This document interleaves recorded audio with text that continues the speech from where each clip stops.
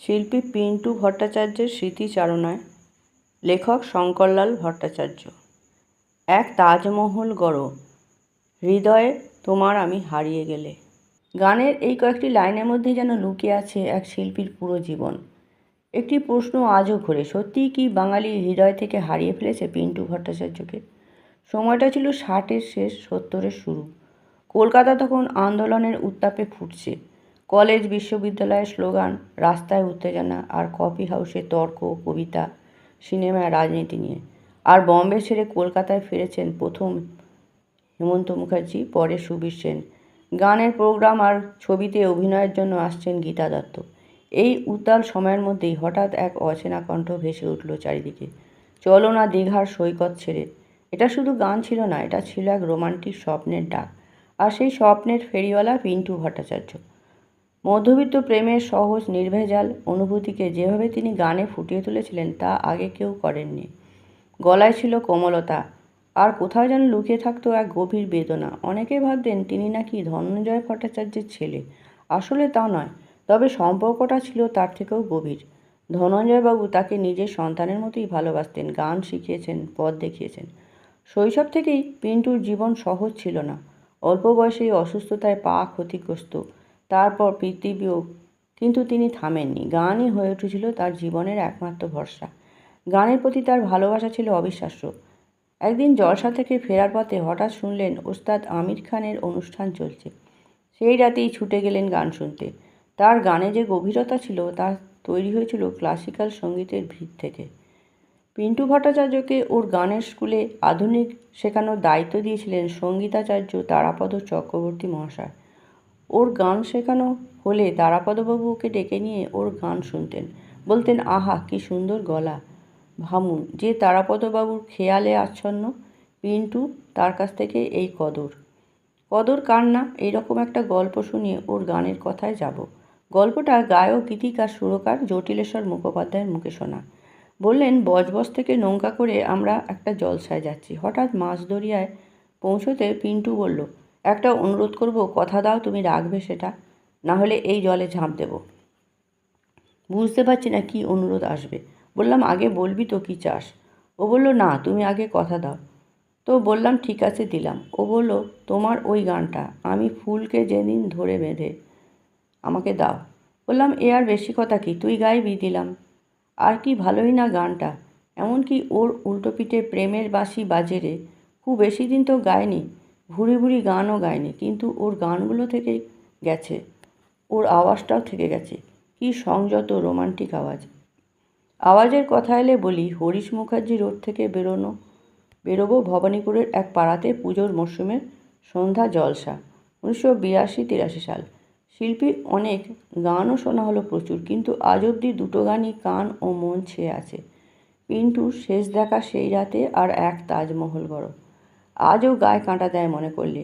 কিভাবে যে সন্ধ্যায় শেষ দেখা সেই রাতে গানে পিন্টু সেই প্রথম, সেই তো শেষ কথাগুলো লাগাচ্ছিলেন।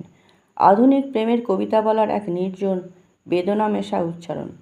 গৌরীপ্রসন্নর কথা আর নচিকেতা ঘোষের সুর ওর গলায় মিলেমিশে যে কি একটা রসায়ন তৈরি হচ্ছিল বলে বোঝাতে পারবো না। গানটার রেকর্ডে যেভাবে আমরা শুনি তাতে সামান্য একটু সেতার বাজিয়ে কথায় আসা হয়।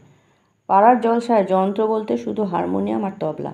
কিন্তু পিন্টু ভট্টাচার্য যেভাবে শেষ দেখা সেই রাতে কথাগুলোকে হারমোনিয়াম ছাড়া মাইকে ফেললেন, তাতেই রচনার পরিবেশ তৈরি হয়ে গেল। পিন্টু সেদিন শেষ করেছিলেন নচিকেতা ঘোষের আরেকটি অপূর্ব কম্পোজিশন দিয়ে, যে গানটিকে ওর সিগনেচার নাম্বার মনে করা হয়, এক তাজমহল গড়ো। ওর কিছু সেরা গানের মতো এই গানটিরও বাণী মিল্টু ঘোষের। বাঙালির থেকে যথেষ্ট সমাদর পান নিজে নিপুণ রোমান্টিক গীতিকার। বড় বড় শিল্পী ও মানুষের অকুণ্ঠ ভালোবাসা ও সমর্থন পেয়েছেন। ভালোবাসতেন প্রতিমা বন্দ্যোপাধ্যায়, সঙ্গে করে নিয়ে গেছিলেন ধনঞ্জয়বাবুর কাছেও।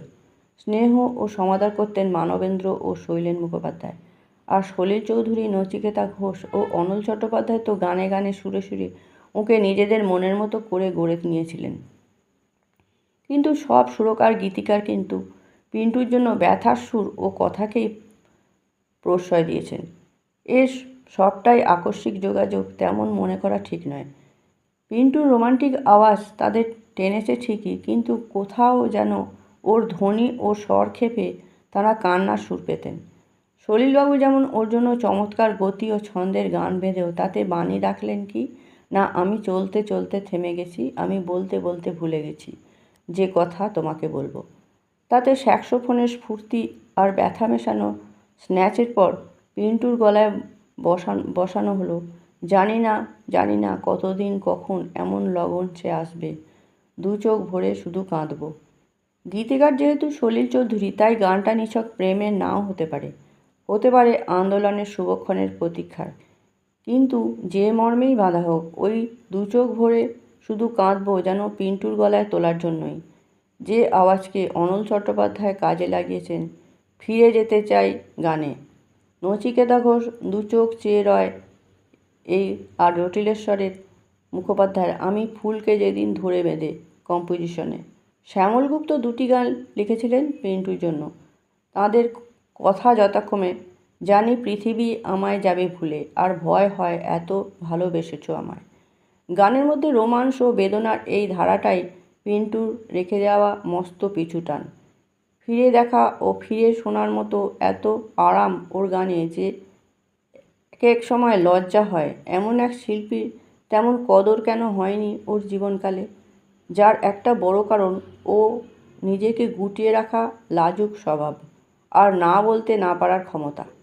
দীপঙ্কর ভট্টাচার্য বলেছিলেন, পার্টি যখন যেখানে যা ফিস অফার করেছে পিন্টুদা না করতে পারছেন না। আর আমি যদি কোথাও জলসায় গানের কথা তুলতাম তো সঙ্গে সঙ্গে বলে দিতেন, বলো কবে কোথায়, বাকি কথা থাক। তবু প্রশ্ন থেকে যায়, এত প্রতিভা থাকা সত্ত্বেও তিনি কেন জীবদ্দশায় সেই সম্মান পেলেন না? শেষ জীবনেও নিজের অসুস্থতার কথা কাউকে জানতে দেননি। আজ যখন তিনি নেই তখন আমরা বুঝি তিনি কি রেখে গেছেন আমাদের জন্য। একটা কণ্ঠ যেখানে রোমান্স আছে বেদনা, আর আছে এক অদ্ভুত পিছুটান। আজকের এই শব্দ আর ধামাকার যুগে যদি একটু শান্তি খুঁজতে চান, তবে ফিরে যান তার গানগুলোর কাছে। দেখবেন মনের ভেতর কোথাও একটা নির্জন সৈকত তৈরি হয়ে গেছে। তাই হয়তো তিনি হারিয়ে যাননি, তিনি আছেন আমাদের হৃদয়ের মধ্যেই একটা তাজমহল হয়ে।